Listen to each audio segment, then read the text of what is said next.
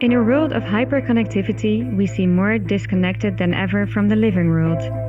A world of natural wonder that has its own systems in place and masters the art of coexistence.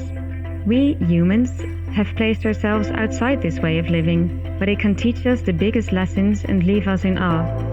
What happens when we reconnect to the nature from which we arose, move in sync with it, and coexist in a symbiotic way? Will we make other decisions? Will it change the way we perceive ourselves? What and who can teach us if we are willing to listen? We invite you to be open and amazed by today's guests as they offer a glimpse into their art of coexistence.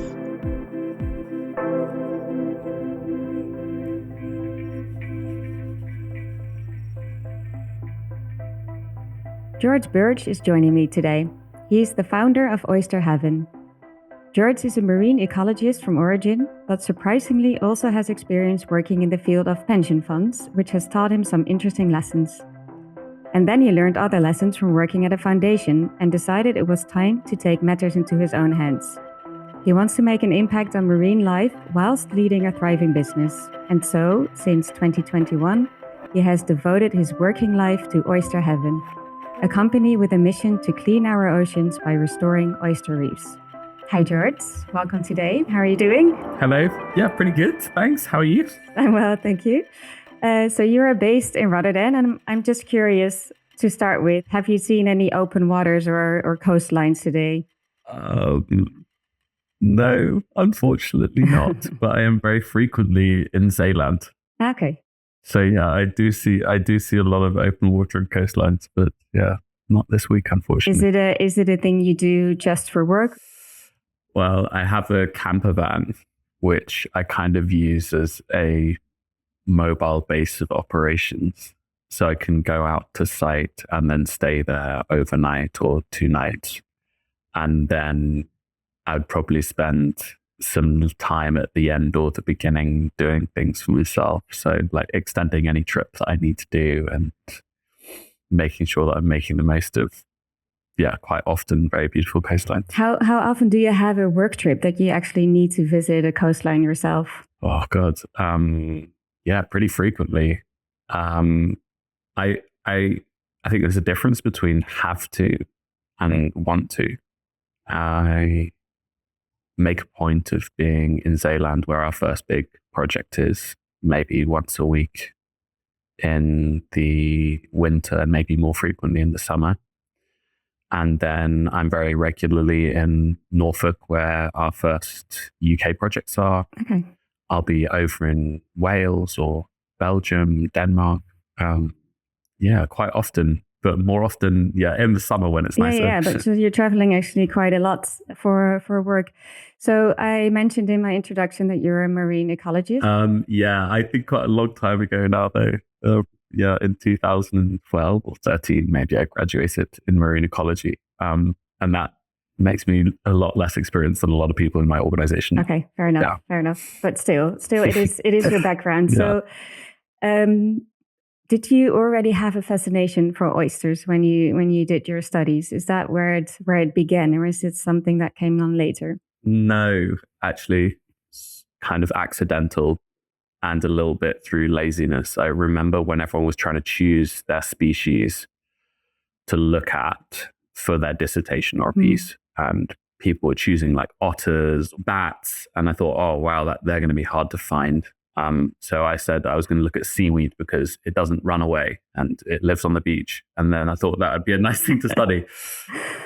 So you could just sit next to it and that's it. Yeah. Yeah, exactly. And so I fell into that. And then I really didn't know very much about oysters at all until probably still 2021. And I remember someone saying to me, George, did you know that one oyster can filter 200 liters of water a day? And I was like, wow. Mm-hmm. And they said, yeah, BAE Systems, which is that like defense companies say is the best water filtration technology known to humankind. I said, oh my God, why are we using them? And it kind of all rolled on from there. So this is what triggered you wanting to start a business with oysters. Is that someone told you, hey, fun fact, Did you know that oysters can filter so much liter of waters? Yeah, I think it's a combination. It's a combination of things. I remained really interested in the ocean, yeah, since university, and I first was working for this marine conservation charity, and then went to work in finance, where I lost a bit on ocean, but I was still kind of thinking about it. And I did this MBA in Rotterdam, thinking that, okay, I want to learn how to start a business, and I was looking at the ocean generally, but hadn't worked out like what the model was going to be or what I was interested You in. mean you were looking at the ocean while doing your MBA, or just as an interest you were always, Yeah. okay.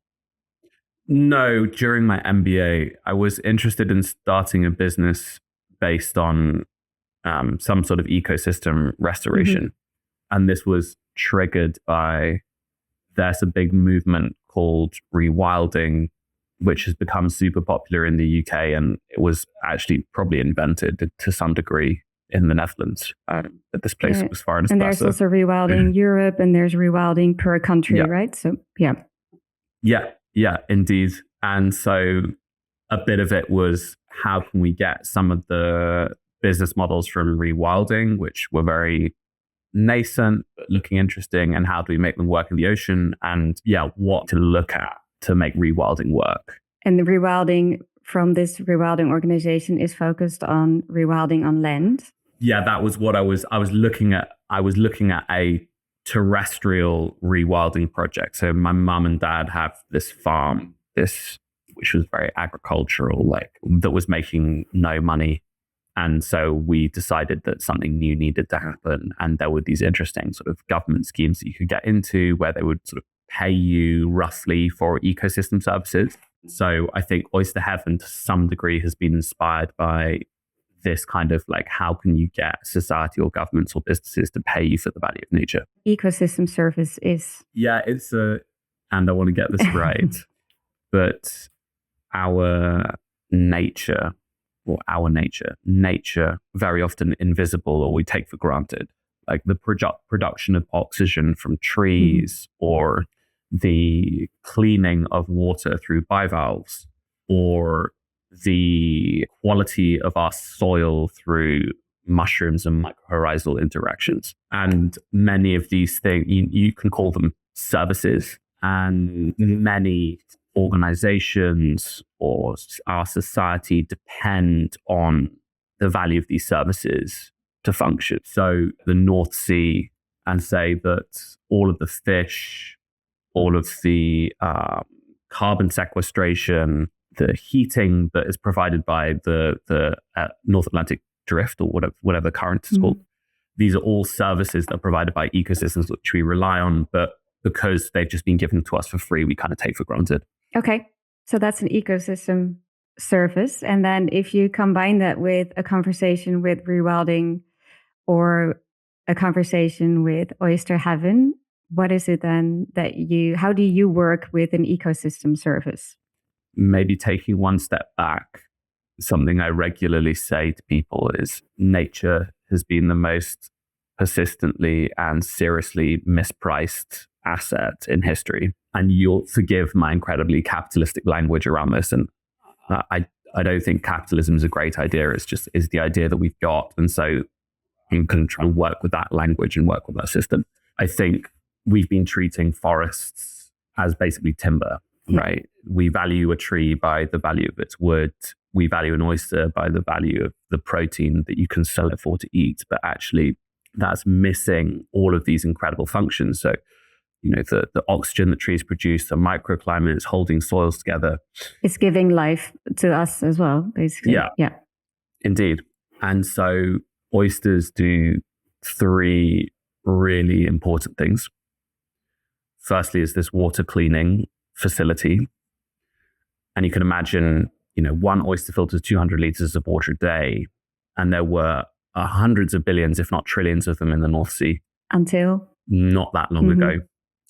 We were getting pretty good at we were basically finishing them off at the start of the 19th the 20th century. And this is because people were over harvesting them just for a protein source, right? Just for food. Yeah, it was indeed the most common form of marine protein was oysters. And one of my most horrifying facts is a population of 2 million people in London ate almost 1 billion oysters in 1 year in 1864 or 1863. It was like 400 and something oysters per person. Astonishing. Do you like oysters? Do you eat them yourself? Yeah, I eat oysters. The majority of oysters that you'll ever eat are Japanese oysters in Europe that have been brought over either to be farmed or they've just become invasive. So you'll very rarely eat the native oyster, which is the one that we're working on, because they're just not around. I can imagine that it will also be a bit weird to eat what you work with. Like they're also your assets in your business. So you don't feel funny about that. So I really we believe a lot in trying to avoid fortress ecology, the idea that nature is over there and we're over here and we shouldn't have an interaction between them. Mm-hmm. And I think in lots of different conceptual ways, we're trying to break down this idea of fortress ecology and trying to work out how we can have positive, mutually beneficial, regenerative relationships with nature. And I think that a sustainable consumption of oysters are a nature positive protein. Every oyster in the water is better for the ocean. Unlike maybe an extra cow is not necessarily better for the land. So if we're farming more oysters, there's never harm done. There's no thing as overpopulation by oysters. It will be generations and generations before we get anywhere near the possibility of overpopulation of oysters, unfortunately. And then back to the other two ecosystem services, which we think are really important. So the second one is they create these complex 3D reef structures like coral reefs, which form a home or feeding ground or nursery for hundreds of different species of fish, crab, lobster. But how do they create them? Because they have to have a surface first, like a surface that they can attach to, right? Indeed. And that surface used to just be their mums and dads. Right. Okay. So they would just settle on top of each other and form these growing reefs. But now a lot of the North Sea is just sand and mud, so they can't settle on that. So it's an inhospitable terrain. And this is where you come in. Indeed, this is one of the interventions that we need to make. But go ahead. You were talking about the ecosystem services still. Yeah. So if you're at all relying on marine protein, which a lot of our society does rely on, fatty acids and fish oils are really important for human brain development, for example. And, lots of people still get the majority of their protein from the ocean. So you can look at oyster reefs like natural fish factories. They're just spitting out reefs and reefs spitting out fish. And then the final thing is they used to form this almost living concrete along our coastlines. Sandy beaches in many places are a relatively modern phenomena because we've eaten the oysters that used to dominate these beaches. And so when you have places which are, having coastlines eroded or houses falling underwater, this is new and potentially avoidable. And you could have oysters which are adding massive amounts of stability to the coastline. So when you say concrete coastlines, it's because there were all these layers of oysters that have a strong shell. Indeed. And that they got it. So I think these three things, the water quality, the sort of biodiversity enhancement, you can look at it just like fisheries health and coastal stability are the three services that we really lean into. But then there are all sorts of other things like recreation, tourism that you can also talk about as maybe ecosystem services as well. And I was already saying just now, and that is where you come in, because with Oyster Heaven, you have designed what you call a Mother Reef. Can you explain a little bit how? So you saw all this opportunity in these ecosystem services that oysters have to offer, and then you thought, well, they can filter so many liters of water. I should start a business out of this. Where do you start? Did you start with Mother Reef, or did it start somewhere else? My original plan was to go out and find large-scale oyster restoration projects and then make them investable and predictable and profit. So just tighten up the way that these projects exist, so that a pension fund could invest in them and go like, cool, let's put money into the ocean, or a supermarket could buy the services of them in a predictable way. So I thought it was much more a sort of structuring marketing issue that restoration had, and that was kind of the idea that I wanted to go down. But then when I went out and looked for these large-scale oyster restoration projects in Europe, we realized that they didn't exist because of, I think, two main features, two main bottlenecks or problems. The first one is, if you want an oyster reef to take off, like to start growing independently, you need to put in hundreds of thousands of oysters. Big investment. And that's hundreds of thousands of adults. Or you need to put in millions of juveniles and tolerate a lot of natural mortality. Okay. Yeah. And the number in academia is you need around 100,000 adults in a high density area, and we think that's a bit low. So about we think you need 400,000 adults, because in the same way as, putting 10 trees in a desert is not going to create a forest. Putting a few thousand oysters in the North Sea is not going to create your oyster reef. You need a bigger biomass of something. Yeah. And to kickstart all of the new, reef development, so you get more rugosity, so that you create all these new habitats to reach get back to the stable state of oyster reef instead of the stable state of desert marine floor. And then the second thing that just for reference, in Europe, we've never seen a project that has ever gotten more than 100,000 adults. There are some projects which are getting close for a long period of time in quite a scattered way. But these are like preservation projects, you mean? Or no, putting in oysters, but not in a dense way, not in a very like high investment, high management way. They'll scatter some oysters around in a wide area. And then there's also this sort of second nested problem, which is if an oyster is loose, something has gone catastrophically wrong in its life. What an oyster wants to do is, when it's in its larvae stage, so it's microscopic, swimming around in the water, it finds a hard surface and it will stick its foot down and cement itself to that hard surface, and it should never move again in its life. And if an oyster gets buried in a centimeter of sediment, it's game over. It'll die. They're not like clams that can move through the sediment, or razor shells, or scallops, which are also mobile. And so the second thing we saw is a lot of people throwing loose oysters into the water. And these would already be more mature oysters. Or they would sort of sprinkle oysters on a very flat layer of sort of shell or another material.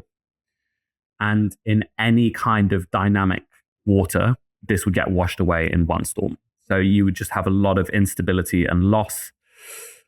And also the biodiversity doesn't find these flat structures very interesting. They want complex structures, places to hide. So the second thing we saw is, okay, you need to put in a complex 3D hard stable structure is to sort of settle on, to act as a scaffolding for the reef, after which the oysters can kind of take over.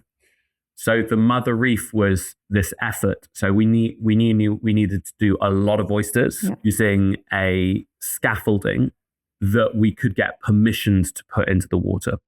And this is the key thing. And this is the reason why a lot of people would just throw loose oysters in. It's not because they think it's a good idea. It's because getting a license to put a hard structure into the water is really challenging. I can imagine.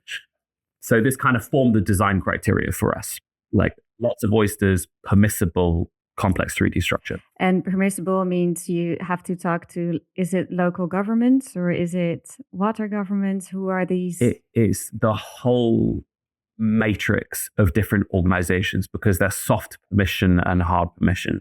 And so local governments, the Rijkswaterstaat in the Netherlands, or the MMO, Natural England, but also we got to be speaking to the fishers. And we also we knew that these traditional users of the water have a very important voice, unparalleled knowledge and experience in this water. And a lot of them are not having the most fantastic time at the moment.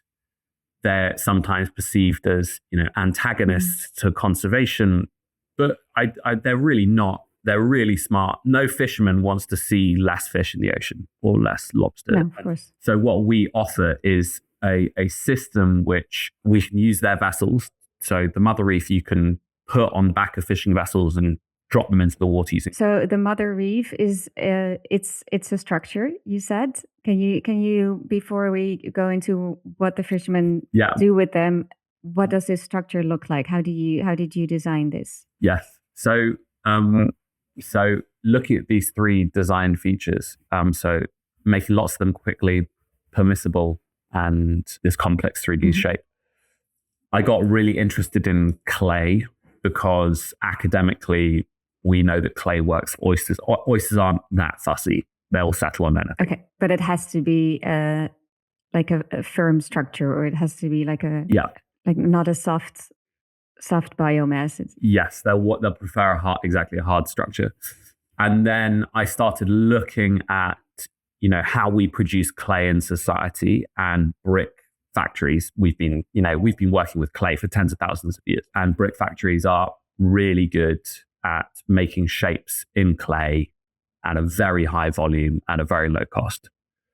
So rather than saying, okay, let's see what cool shapes we can produce with 3D printing and make them all look for the design fairs, we went and found the most generic, low-cost production technique in brick factories, which is an extruder. It's like a tube of toothpaste. You squeeze it out and then you cut bits off it. So you've just got this stream coming out. So you've got one plane of complexity. And then we said, okay, what shapes can we make with this extruder which will work for oysters? And we ended up with this kind of curved trapezoid shape with big spaces in the middle, which was designed by a combination of myself, a designer called Ronald Larissa, and Wienerberger, the brick factory. And the brick factory basically said, yeah, this is possible, or this is not possible. This shape will, flop. So we made something which was, it's the same price as household bricks, and we can produce 240,000 of them per day, which is enough for sort of 40 hectares. The only investment you need to make is the shape, like the cookie cutter shape, and that's like 2,000 euros. And then working with clay, as long as it's pure clay, we can get that through licensing systems.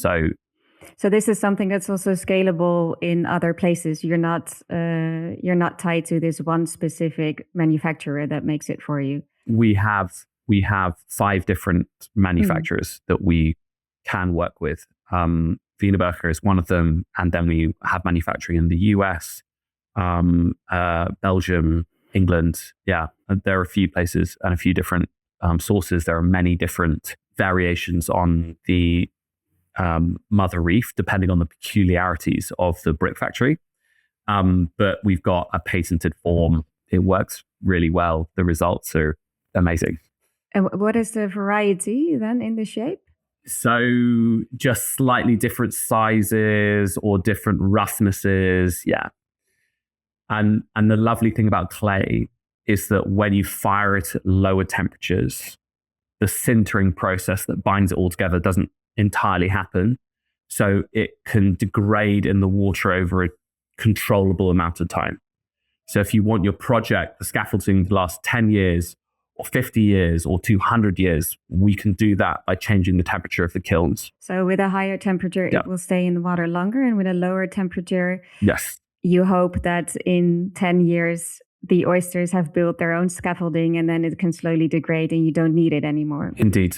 We So our preference is we would like them to be around for at least 50 years because we think that gives the best chance and enough time for the reef development.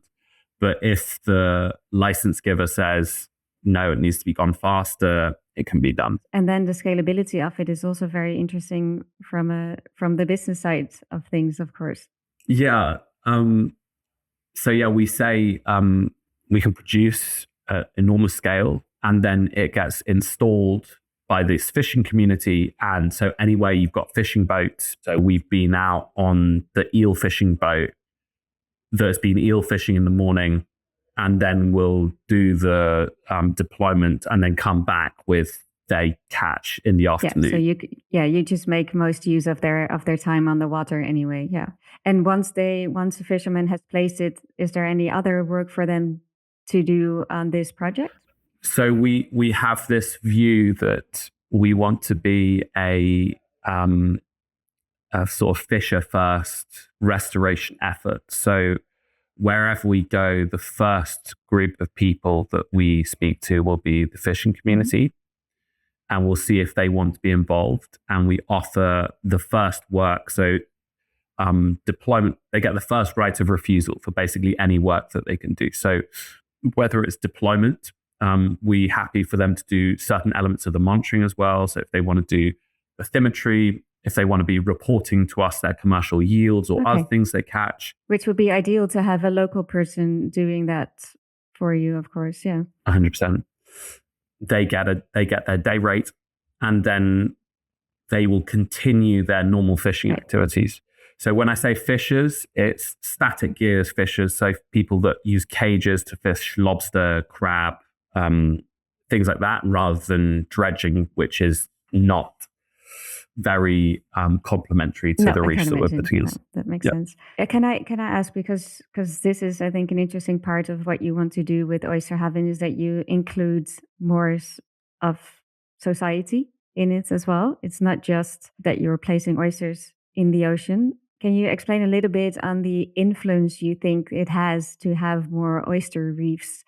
What this does to, one, the oceans, of course, but then in the bigger scheme of things, what is your larger vision around this?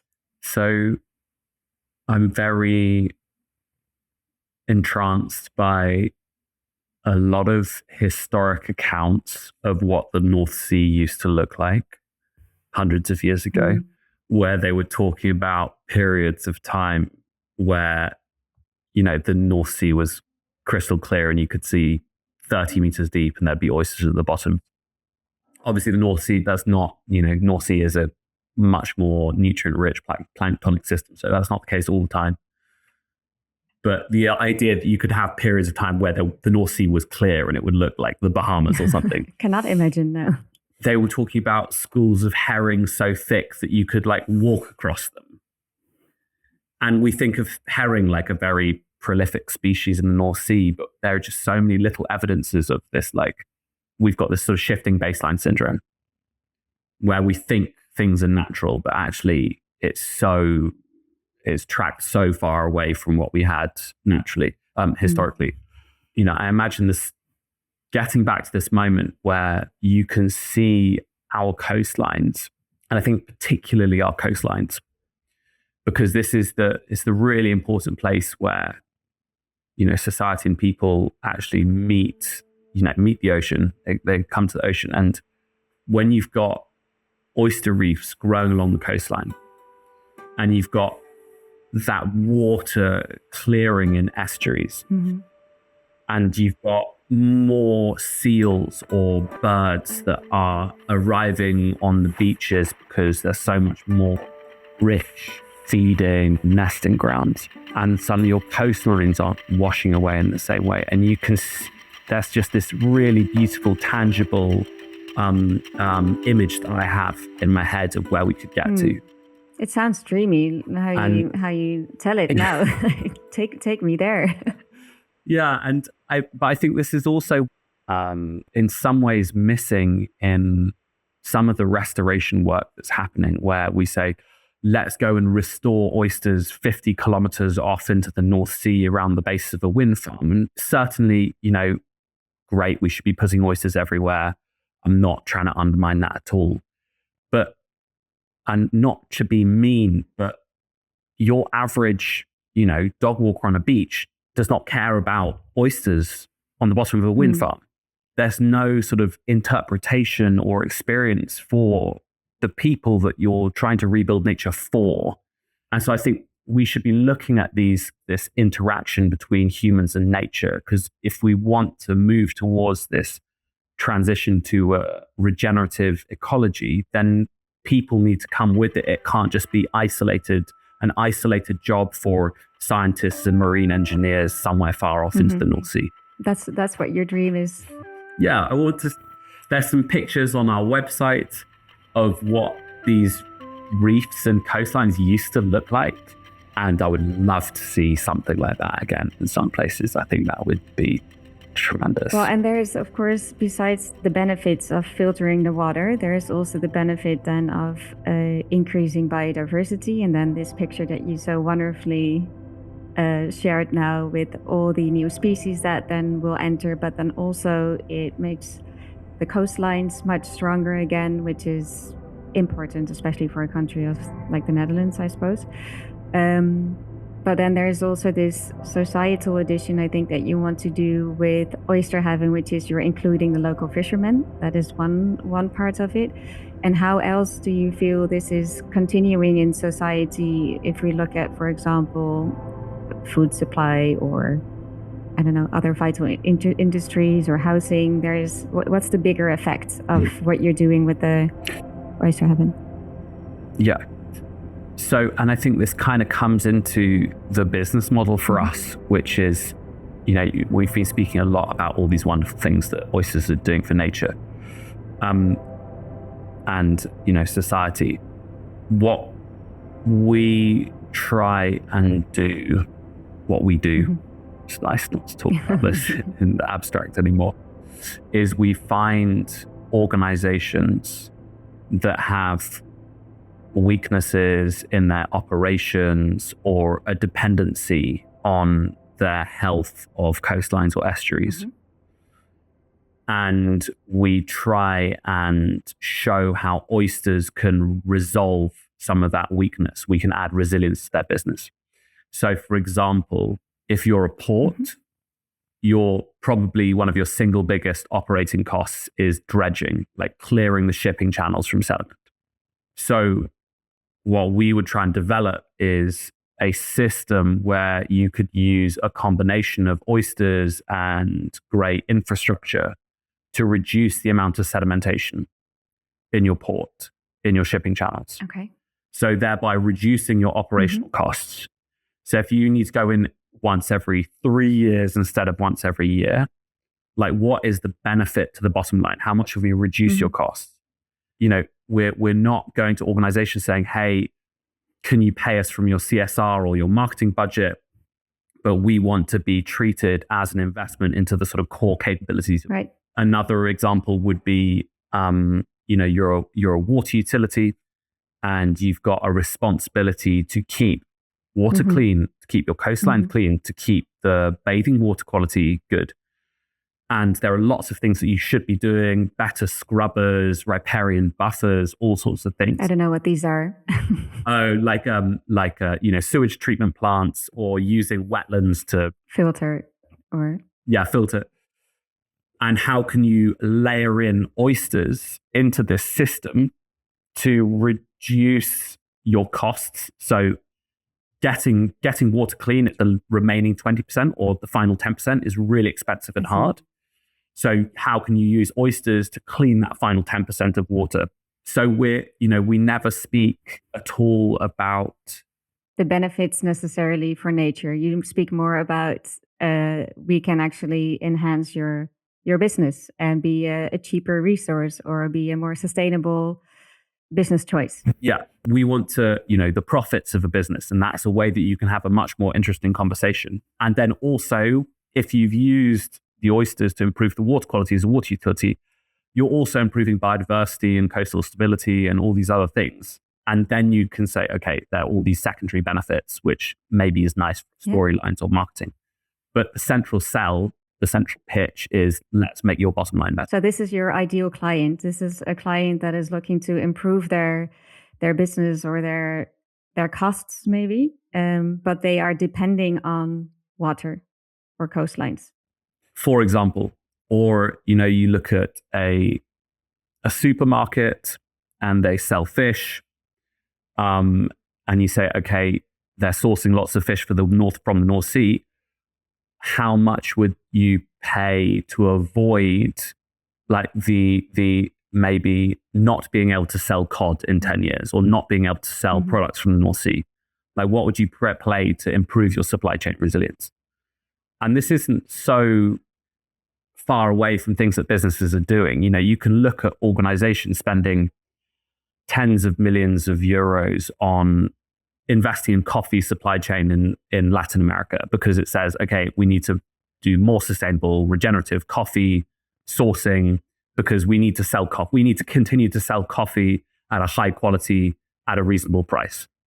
And then you can look at the fish supply chain in the same way. It's like, okay, what do we need to do to invest in our supply chains to ensure that we can sell high quality fish at a reasonable price to our customers? So when you have this side of your business with clients, is this then what you gain from that in terms of your let's call it profits? Is this also something that you then proactively invest in finding places to place mother reefs for other reasons, or how do you work?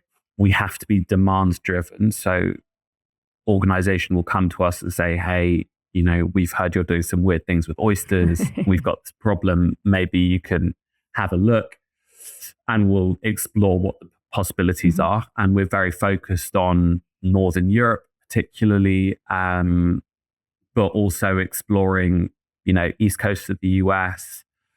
No one at the moment, unfortunately, is so a crazy profit or something at the moment that's going to be distributed as dividends to anyone. So all of our money is going back into improving R&D, our products. We're building mobile nurseries, looking at software, digital twins, so that we can model better the outcomes of reefs. But I think the dream is eventually we create this kit, which will include the mother reefs, your mobile nurseries, your software to help you decide where to put your reef in. And this can be given or donated to places that maybe can't afford the same sort of rates as Northern European clients. Yeah. But you could go to, somewhere else and you need brick factory, fishing boats and oysters. And then you've got your own restoration project. And I would love it if we can subsidize that with your clients. Yeah, exactly. So the mother reefs that you have placed now, it's throughout Europe, or is it also outside of Europe? We're present in 6 countries, in the US, in Denmark. Yeah, there are 3 locations in the US, so Long Island, Chesapeake Bay, and Florida. Then in Republic of Ireland, in England, Belgium, Netherlands, Denmark. Is that all of them? I think that's 6. Yeah. And these are the reefs that exist now. They're all linked to clients of yours. These include all of our pilots. So we've got, I think, 15 to 20 pilots in these 6 countries. And then our first 4 commercial projects, so the ones with clients, are in Netherlands, Belgium, and England. Okay, I see. Got it. So projects in the millions of oysters rather than projects in the tens of thousands of oysters. What is your dream place to place a mother reef? People keep on. I worry about mission drift and try to spread ourselves too thin or go to places where it's going to be really hard to do business generally. But we frequently get asked oh, George, there's this beautiful place in Vietnam where they want to build a port, or there's this lovely Greek island that then they want to do some, coastal resilience for a hotel. And there are definitely places which are a bit warmer than the North Sea. where I would love to go and spend a summer, probably doing less boss stuff and more project management stuff. This also sounds like lazy student George is coming up again. It's like, I'd rather sit in the sand with the sun on my face than put on my rain boots and go to the beach. Yeah, lazy. I've been told not to. I always used to say this was laziness, and then someone else says, no, this is just being effective. You know, small amounts of energy for big results. It is. Oh, this is maybe a better way to talk about it. A way that my mum and dad would probably approve of. Yeah, exactly. Can I ask you, if I were to ask you what or who inspires you these days? Do you, and maybe it's because you are running a business, or are you inspired by certain leaders, or is it just by looking at an oyster that you're inspired on a daily basis? What is making you tick? So it's very different from oysters or a business, but I live in Rotterdam. I have a group of friends, or my friends in Rotterdam are not really very involved with this kind of world. There's one person who's two people who are kind of like just getting into thinking about sort of sustainability things, but the vast majority are somehow involved with musical arts and being able to be over in their studios and listening to them make music. And I play some music as well, but feels very suspicious about the quality of my music. But that is just an absolute dream, that there's something very special about the sort of creative culture in Rotterdam that I've accidentally managed to fall into. I also make jewelry. I make like silver rings and necklaces and objects, and with my friends in their ateliers and stuff to make what I do better is super inspiring.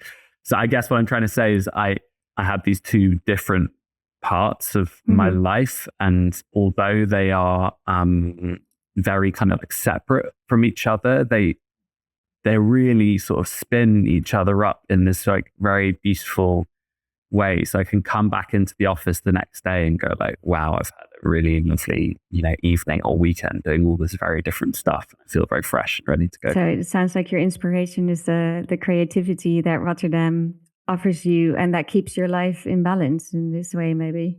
Yeah. I get a bit worried sometimes that, if it all doesn't work out and this was all that I was doing, I would go, oh my God, in 5 years on this and diversifying my interests a little bit. Then I've still got, my music and ring making and other activities, which I've been working on and getting better at. Sounds great. Yeah. To keep investing in your own developments as well. I have one last question, and maybe this question is already in your previous answer. But we always like to give our listeners a souvenir to take with them. So if you could give us like one task or an activity or something, that how we can also experience a bit of your wonderment or your philosophy, what would you give us? Yeah. So there's this book called The Unnatural History of the Sea. In many ways, it's a bit upsetting because it is just this astonishing record of all of these like insane accounts of how thriving our oceans used to be, and all of the fisheries and all of the sort of seals and whales. And it's sad in that we've lost so much, but it's very inspiring for me because it's a vision of what we could come back to. So it's an intense book. I wouldn't say like dense or like difficult to comprehend, but if you want to have a glimpse of what could be and maybe in a sadder way what's lost, then I think I would definitely give that one a go. It's by Callum Roberts. Okay. It's called The Unnatural History of the Sea. So your souvenir to us is to read that book and to experience that. I want to thank you a lot for this conversation. I've learned so much, and I hope we will see many more oyster reefs in the Netherlands and outside the Netherlands. Is there anything you want to share with our listeners before we're ending the conversation? Besides going to your website, of course, and understanding how it all works. Well, I think don't stop eating oysters. Okay. Keep eating oysters. Ask for more oysters. I think more oyster farming is great, and we should keep doing that. And oysters are a lovely regenerative protein. And go out, look at the sea, and realize that not that long ago things were really different, and maybe try and look into that, because it's just what you think is wild and cool is such a thin shade of what is possible.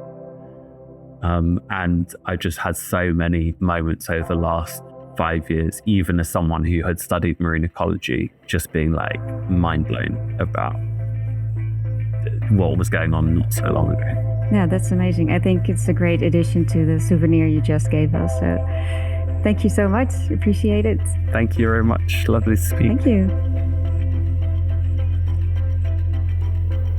Thank you for listening to The Art of Coexistence, a podcast produced by our Celian publishers. Editing by Axel Fruman, music by Mark Omen, and hosted by me, Daphne Fruman. Find us on your favorite podcast app and give us a follow, like, subscribe, and/or share, and we'll see you again soon.